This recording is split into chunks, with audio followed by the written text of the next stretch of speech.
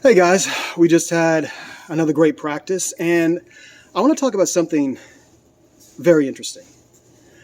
When should you cut somebody out of your life? So, I recently spoke to a really good friend of mine, and he was talking to me about this guy who is a brother and a son to several siblings and to two parents, and they have cut him off in terms of communication, in terms of inviting him to holidays, in terms of just about anything.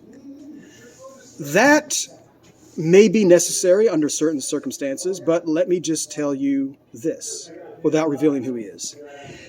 He did not commit any crimes.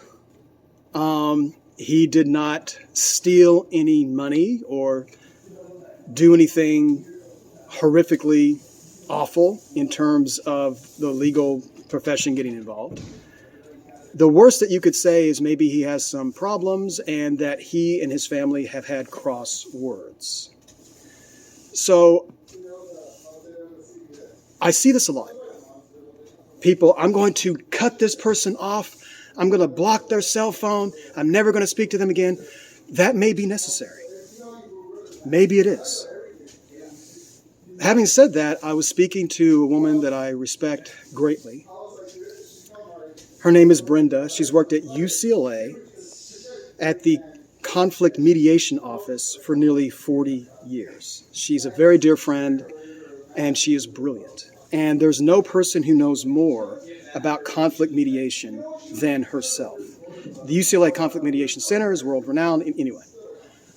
And I asked her, I said, when do you cut a person completely out of your life?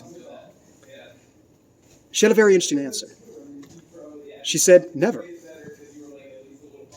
I'm not going to block someone from my cell phone. I'm not going to block somebody from my Facebook. And she said, now, if somebody texts me or responds to me or leaves me a voicemail of a person that I don't like or I don't want to communicate with, I simply ignore it. But there may be a time that I might change my mind. I understand the nature of what she's saying. Now, do not get me wrong. If somebody has committed a horrible crime against you or is being threatening towards you, I understand that inclination. But I even asked her about that. She said, well, if somebody is actually being threatening towards you or trying to commit violence against you or has committed a crime against you, you really don't want to block them from your cell phone because you need that as evidence to show the police. There's a program in prisons that brings people who are victims of crimes or their family members have been killed by someone. So there's this one particular case where a daughter had her mother killed by a man. He is in prison. And it had been years since this daughter had dealt with this. Now, she went through therapy before she met this man in prison. This man went through a long therapeutic process before he met her. But the story is they met. It was interesting when they did meet that they actually just kind of did small talk. And they were even kind of smiling at each other before they got to the heart of the matter. But he ended up apologizing. I am not saying she should have a friendship with this man or continue to speak with him or anything like that. But she talked about how a load had been lifted. One last story.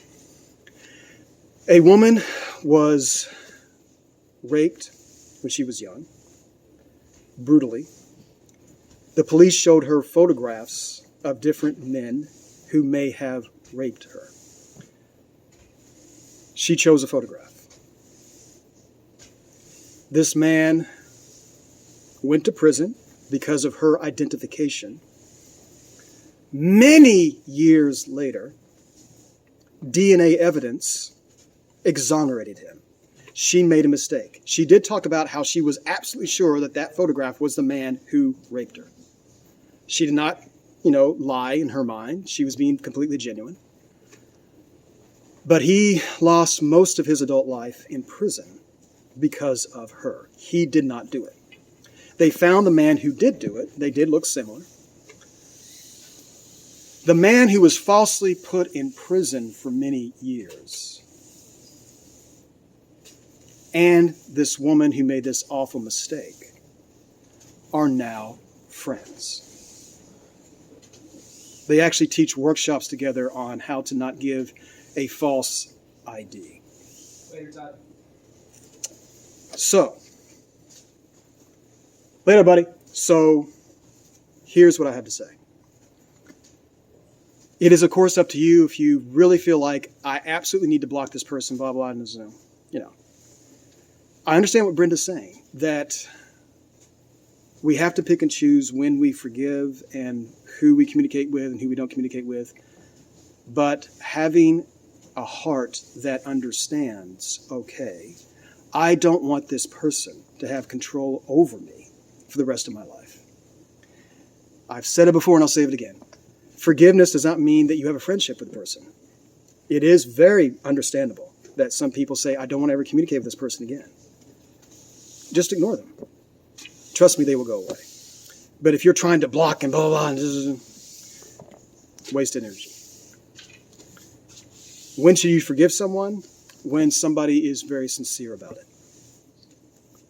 Okay, guys. Keep your hands up. Talk to you soon.